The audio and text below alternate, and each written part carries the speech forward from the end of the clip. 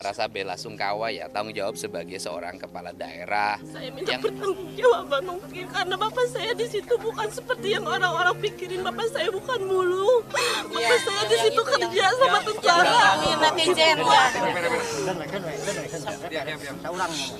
Oh kerja. Ya bapak saya kerja sama tentara.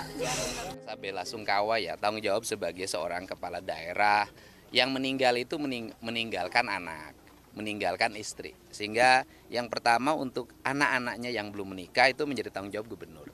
Mereka pendidikannya, kehidupan kesehariannya, biar kami yang mengambil alih tanggung jawab itu.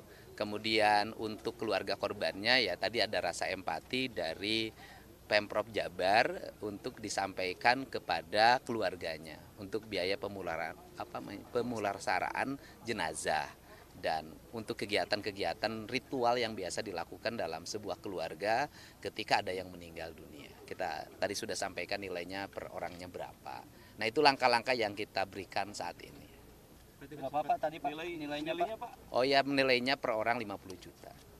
Kalau yang sekolah? Sekolahnya kan sudah tanggung jawab saya. Biaya pendidikannya sampai kuliah. Tadi kan sempat ngobrol langsung dengan salah pekerja itu Pak. Iya. Apa yang jadi omongan? Ya mereka itu bekerja, pengakuannya adalah mereka bekerja di sana sudah lama, ada yang 10 tahun ikut membantu dan menjadi profesi yang ditekuni dalam setiap hari di sana. Dan kelihatannya sudah sangat berpengalaman menangani itu. Gitu. Berarti memang kemarin itu bisa dikatakan kategori kecelakaan kerja tuh Pak?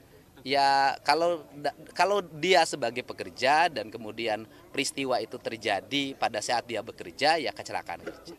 Ya, oke, kasih ya.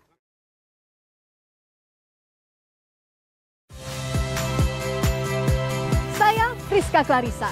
Saksikan program-program Kompas TV melalui siaran digital, pay TV, dan media streaming lainnya. Kompas TV, independen, terpercaya.